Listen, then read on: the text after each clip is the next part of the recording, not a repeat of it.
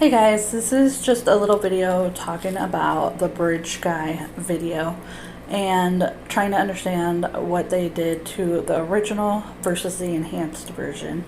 And so, first we're going to go to All Eyes on Delphi, then a little bit of Gray Hues, back to All Eyes, a little bit of a press conference, back to All Eyes. And then I'm going to link in the description a really good video of me and Teddy talking about his interpolation of what happened at the trial, explaining the bridge guy video. Thanks. I think we all want the BG video because Yeah. I can't make any sense of the descriptions from people who saw it at trial. My mind goes to so many different places when all I have to go on is the descriptions, and not just, I think most people here probably listened to Andrea, Lawyer Lee, Defense Diaries for the most part. I think we all eventually did go watch other ones, just to kind of see what other people were saying about it. But even I even watched a Gray Hughes episode on it. Trial's over. Can you tell us exactly what was in the 43-second video? That now that you've watched it again, sort of recently, can you just sort of visually explain what we're seeing? Can you do that? Libby was off of the bridge and just over to the side. She was videoing Abby. You can see her coming, and then you see Libby. She takes her phone and puts it down by her side. It's like she was trying to hide it, and she's standing there. And then Abby, you can see because she's got the phone down, facing down at the gravel. And Abby comes running. You can see her feet, her legs. She runs in front of Libby, and that's when you kind of hear her talk about is that guy still back there, and then Libby's walking around a little bit there, and she's just talking to Abby, saying, this is the end of the trail. There's no place from here. I could tell in her voice that she was nervous. You could tell. And then you can hear him come off the bridge, kind of walk around them. And he said, "Hey, girls." And Libby said, "Hey." And that's when you hear the gun, and he says, "Go down the hill." Wow. So when was the part where, I mean, that was really creepy listening to that. What was the part when Abby says, "Don't leave me up here"? Was that when she's still kind of like 10 or 15 feet onto the bridge, kind of something like that? I didn't hear that. I didn't hear that, but it may have been because there was some muffle. Because we did listen to it with headphones on, but that was years ago, and they had told us to focus on one particular area. You back on? Yeah. Okay. Yeah. I could tell it was kind of, the connection was going a little down, but I think you were just telling us about, like we were just asking about when did Abby maybe say something like, "Don't leave me up here." She must have still been on the bridge at that point. Yeah. I think I didn't hear anything when she was on the bridge, so it might have been as she was coming off or something. So did Libby move back a little bit further away from the end of the bridge and maybe was thinking about going down a hill at that point on her own, and then, No, because she said it ends here. And she said it ends here. I think they were waiting for him to come off so they could go back across. And then when I was just talking to Holman, I think the day before yesterday, he said that like most of the time the bridge guy is actually behind Abby, and then there's just a moment where she kind of, probably right when she's getting close to Libby, because I know how that would work, it opened up a little bit of space where you could see the bridge guy just for a couple seconds smoothly, and then that's probably when she starts putting her phone down, right? Mm-hmm. Because he's only about 55, 60 feet away at that point. So then puts the phone down to her side, right? You can actually see it. Go ahead. It didn't take him long to get off the bridge because, like I said, Abby ran across, and that's when Libby says, hey, the trail ends here. Well, so you're not talking more than 10 seconds, and he's there. Right. I think that actually fits perfectly with the timing that I've got on some of these different videos that are out there. People are walking across, and that's about what it would take. So it's like I think right when Abby runs by, just prior to that, you could see him for 2 seconds. I would imagine, right? So that means after Abby runs by, he's already got a little bit closer, even slightly. When Abby runs by, she's already got the phone down. Oh, okay. Yeah. Wow. So it's even before that. Your feet. Oh, that's interesting. So that means that's even more. It's like 2 or 3 seconds after the image of the bridge guy that we actually saw for 2 seconds. So at that point, he probably only had about 7 seconds more to get off the end of the bridge. Anything? Oh God. Yeah, he brought Becky Patty on this one, and even her description of it was the way she described it was after it was played at trial, she was looking around and she was like, okay, but play the real one. That's not it. And it occurred to me in that moment when I was listening to her interview, how many other people, whether it was the families or even certain members of law enforcement, I don't think they knew that the video that they were shown this whole time was the enhanced version. I think a very small group of people must have seen that unedited, unenhanced, AI generated, whatever it was. I just can't make sense of it. Anything else about that? I mean, when you saw the original version, was it just crazy how well they were able to stabilize it on the final version? I never saw the original. All we ever saw was The stabilized. Because when they played the original one in there, and when we had break, I said, why didn't you play the whole thing? You didn't play the whole thing. They said, yeah, we did. I said, no, you didn't. That's not what I listened to. Right. Oh, God, here we go. Here comes the conspiracies. You started it again, man. And they said, no, we showed you the stabilized one. Yeah. Oh, okay. Right. So it's probably the same length of time. At the trial, they played both. Mm-hmm. And then they play the 43 seconds of both. Mm-hmm. I mean, 43 seconds is a long time, really. That's like, so that's crazy. Jeez. Yeah. So like when you saw it the first time, what was different about it when you saw it this last time? Oh, and one question I did have was how long after, like the girls were found, did you guys see this video? Was it within the first week or like a couple weeks later? No, it was months later. Okay. So it took them a while to do. Actually, I think it was right before they brought out the sketch. So what did she mean by the real one? She seems to have meant whatever everybody else said, because the families got to watch it or at least listen to it, or both. I think they got to wear the headphones when they're listening, but it appears that they were shown the enhanced version and they were given headphones to listen to the enhanced audio. I don't think they ever got to watch her actual video until trial. And I'm not sure what she meant, other than it sounded a lot like everybody else who saw it, where they were just like, well, where was he? And then when they see the enhanced one, they're like, oh, okay. And their brain has these two images, and the one where they're able to picture it and see him, that's the one they recall when they're talking about it or thinking about it. They recall the one where they can see him. And I don't know until we have the unedited one to be able to do like split screens and side by sides for comparison.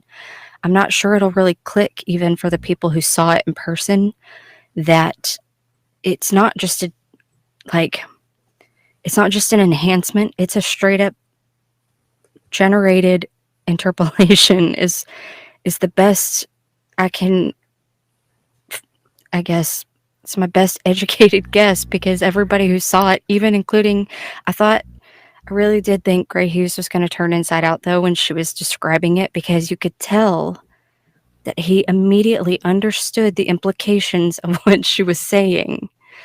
And Right. her reaction, in my opinion, was just true, honest. Like, he asked her and she was like, I don't even know that it occurred to her. And that's when it occurred to me, though, that I think that must be what some members of law enforcement are.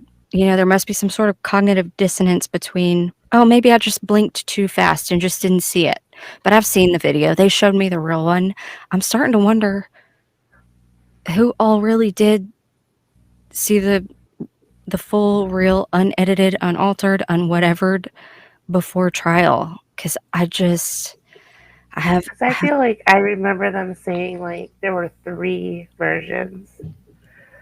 There was the unedited, unaltered, where you don't see anything. Then, well, one that is. This one is the most devious to me because that's the one where they actually show him yeah. walking, but also, if I remember correctly from the description, that this one shows him like coming up behind them, but they hear him talking, but they don't see his mouth moving. Yeah. It's because it's not, and it's because of course, that was the other question I didn't get answered at trial was, okay, when they played the raw video in its entirety, when you hear Bridge Guy, is he still behind her on because what we were shown and what was released to the public, they just played the audio while showing the 3-second loop. And so obviously they were trying to just say, like, he's not saying it while he's on screen, but they were just matching them together. Like, do you recognize this physical image and or the voice that you hear? But then you go back to Tony Slocum, and he was not the only one, but he was one of the more forthcoming information officers over the years. I mean, all of them have, when I go back and review some stuff, I'm like, oh, we know that's not true now, sir. But he does at least seem to be one of the more well-meaning ones. I'll give him that much. But he was very clear in the interview he gave about they didn't have a clue if it was the same person. And Right. I don't know if that's because he saw the video or because that's what he was told. Because a lot of times the information officers are actually just briefed. It's not because they're looking through stuff and coming up with the talking points. They're briefed, and they're just the ones who go out and actually communicate the different, the company line, that kind of stuff. At this time, I would like to invite Captain Dave Burston, Chief Public Information Officer for the Indiana State Police, to the podium. Thank you, Tony. We do have some new information for you today. It's in the form of an audio file from the cell phone that Liberty German had with her at the time. We're not going to play everything that we have, but Liberty had the presence of mind to turn on her video camera. Again, we're not going to be able to share everything with you, but we are going to share this audio clip with you momentarily with the hope that somebody will recognize this voice. And I want to be very clear that what you're about to hear is just 4 short words. Excuse me, 3 words. Down the hill. You're going to hear this played 4 times. The audio quality is not superb, but there's enough there that somebody could recognize this person's voice. And as Superintendent Carter said, not to rationalize away. If you hear this today and you think, my God, that sounds like fill in the blank, Call us. Make an anonymous tip. Tell us who you think it is. Let us investigate it. If it's not the right person, they'll just be out a little bit of time and they'll be cleared and they can go on and they'll never know that you called. But you may tell us who the right person was. And you could be the person that helps us to solve this horrible crime. Micah, play the clip, please.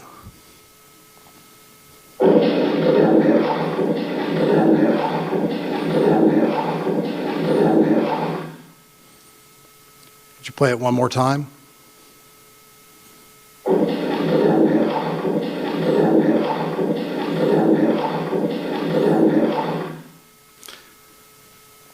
So that audio clip later today will be available on the Indiana State Police website.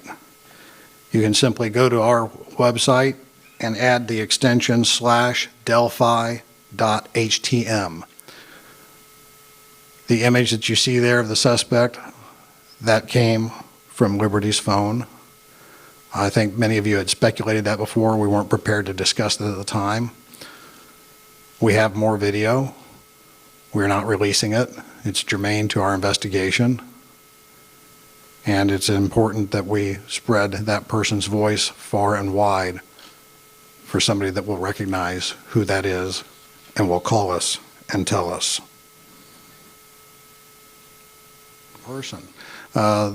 We're not saying that the voice that you heard is the same as this person here.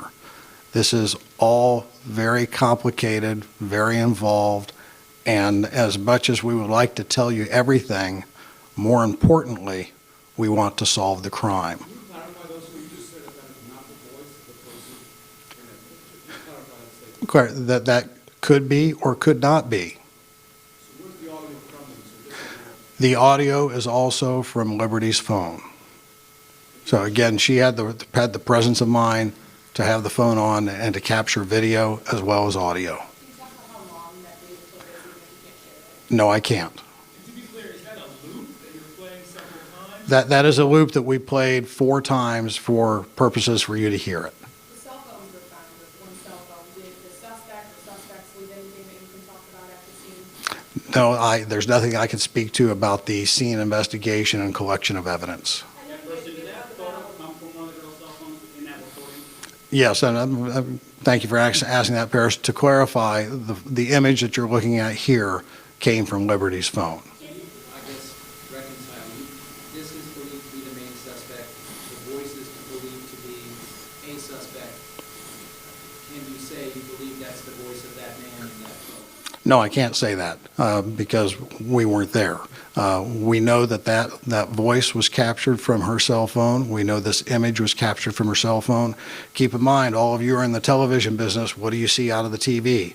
You see this. You don't see what's over here. You don't see what's over here. So there's lots more that we're looking at. Captain, how was it determined that he was the main suspect? Can you go into detail on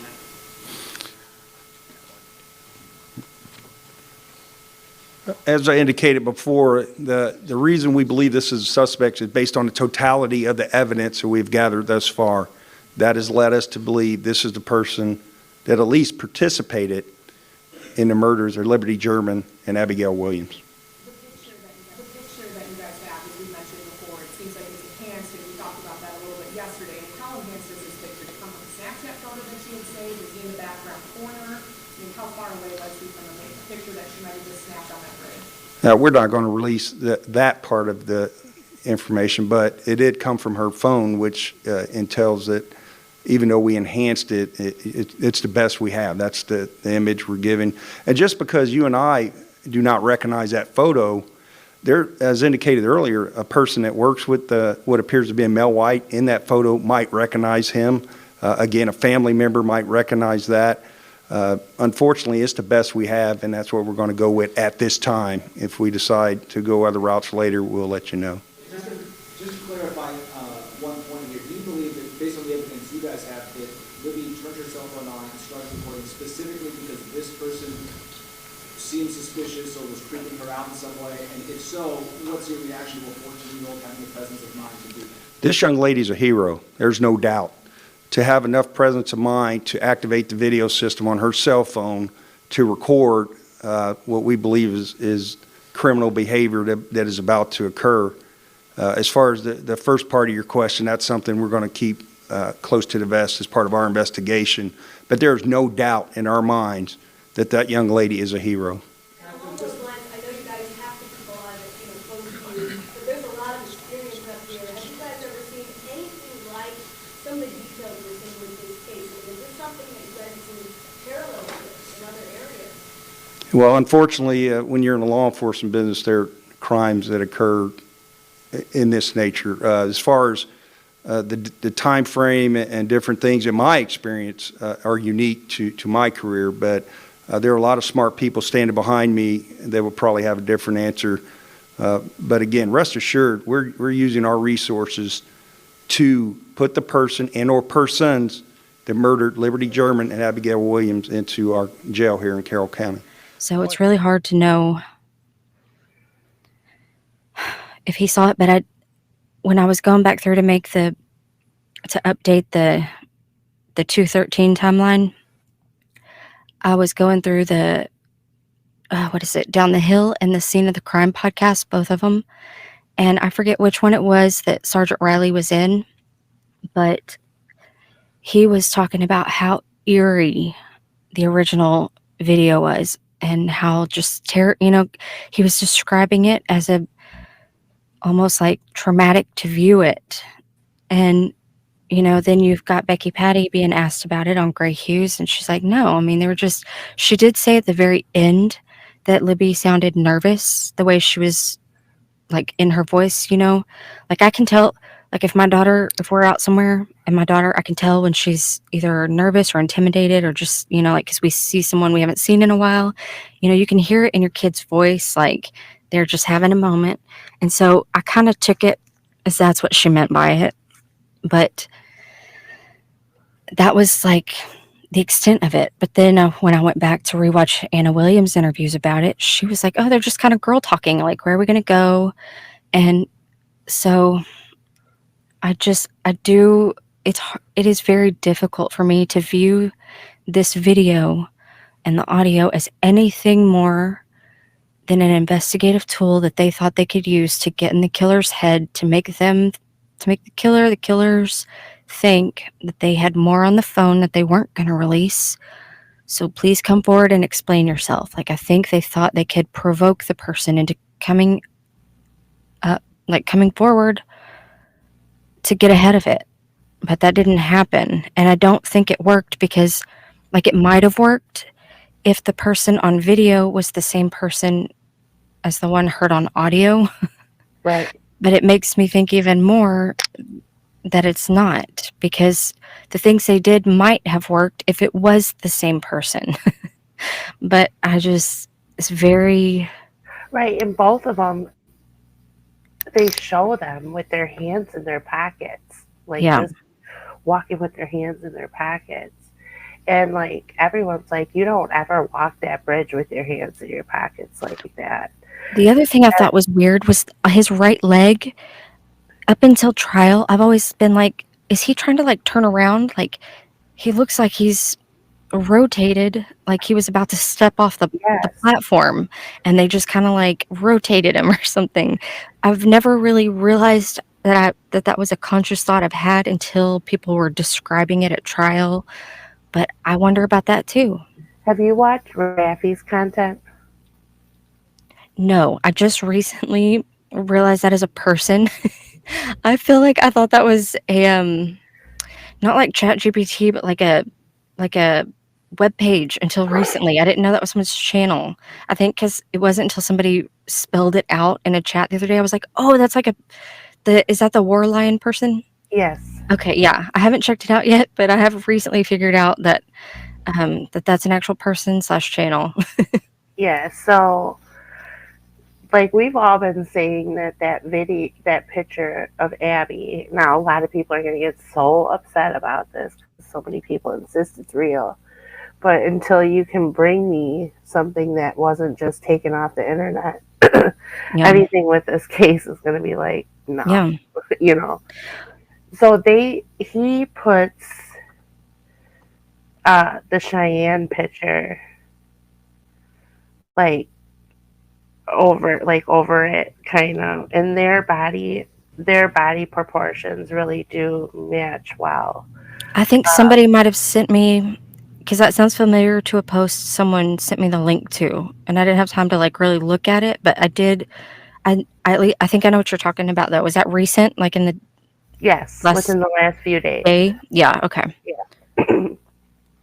And to me, it seems more realistic than the Abby picture in the parking lot where they, Yeah. alternate her hair a little bit and all that other stuff.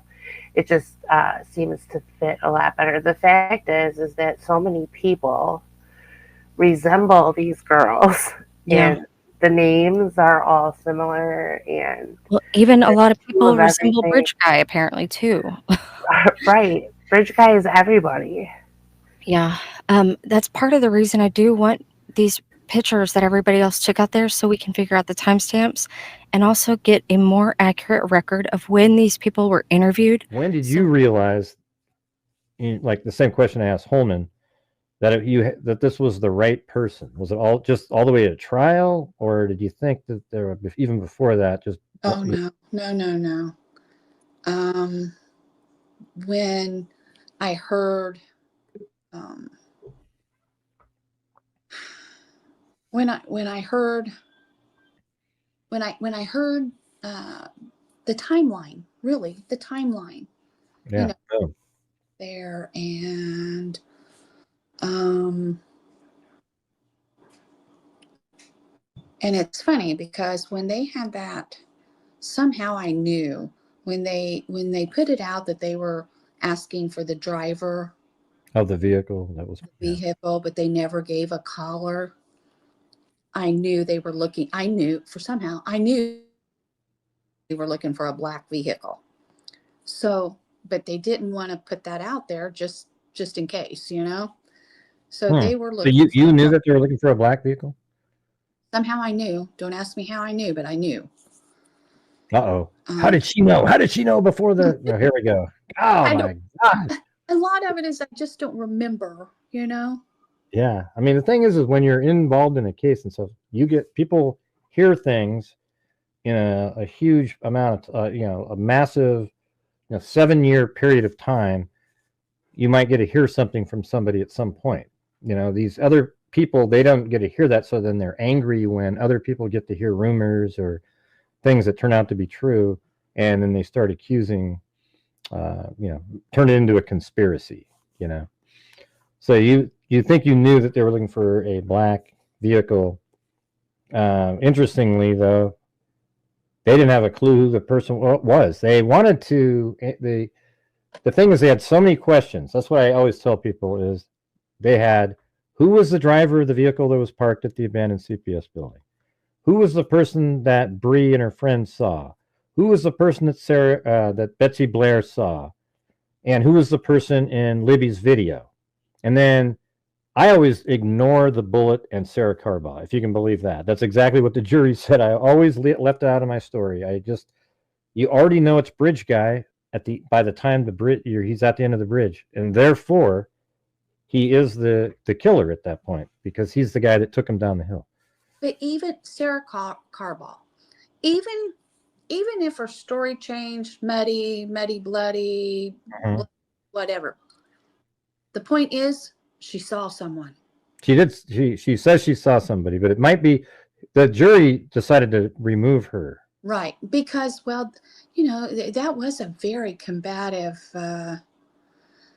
testimony. Yeah. Yes, that one was pretty wild. Hers and Brad Weber's. It's like, whoa, both of them. Yeah. So, yeah, the thing is, though, even if you discount most of it, she did see somebody, and that I think, even if you discount everything else about it, she saw somebody. It's still. Mm-hmm. And she did say that years ago. It wasn't like something that she just said. Right. You know, this is stuff they knew the whole time. And then after Kathy Shank finds this piece of information, the name led to the answer to every one of those questions. Isn't that amazing? Like every single one of them. There isn't somebody else that answered any of them. Richard Allen answered every single question that they had. Yep. And so that's it. And he already answered every single question by the end of the bridge, because if you go through the timeline, like I have a million different times, I don't know if you want to, like, we can actually do this thing where I go like this. You know, you've probably seen this one that I made, right? With the three girls right there, right? Mm-hmm. They're walking like this from the bridge at 12:43. And by the way, they were over here at the Freedom Bridge at 12:15. So when they walked this direction and made their way to the bridge at 12:43, they already cleared Richard Allen's second story. Because remember, he said he got there at 12 and left at 1:30. You know, when they brought him in, he said he got there at 12 and he left at 1:30, which is a lie. Okay, so these three girls, they're right there, and they walk all the way to the bench, right? And that's 1:26. And a minute later, you see the black vehicle of Richard Allen drive by, the black Ford Focus, park at the abandoned CPS building. He gets out. Then he passes the girls right where Doug Rice said, right there. And that's probably about 1:33-ish. Takes 11 minutes to walk to the bridge. And as he's walking there, those three girls go over State Road 25, and then there goes Betsy Blair and drives by the Hoosier Harvest Store, parks her car just as Richard Allen's reaching the bridge. And then she walks like this, and Richard Allen's right there. Betsy Blair turns around and passes Abby and Libby, who just got dropped off. So if I back it up, there's the white vehicle of Libby, or of Kelsey, dropping off Abby and Libby. They get out, and Betsy Blair's in front of them, turns around, and then passes them halfway back. Therefore, Abby and Libby, they have to run into Richard Allen at that point. And then Betsy Blair goes all the way to the Freedom Bridge, comes back, clears the entire trail, doesn't see Richard Allen again. That's because he had taken the girls down the hill right here and across over to the crime scene. See how that, there's no escape, but he's already bridge guy right here. Like as soon as Betsy Blair passes and sees Abby and Libby going, he's already bridge guy. And then the clothing on the video that Libby took matches exactly what Richard Allen said he was wearing, and he was standing on platform 1, which is exactly where Betsy Blair saw him standing. So I hope this was insightful. Thank you guys for watching. Don't forget to check out the link in the description talking about Teddy's version of what he saw at court. Thank you guys again, and have a good one. Bye.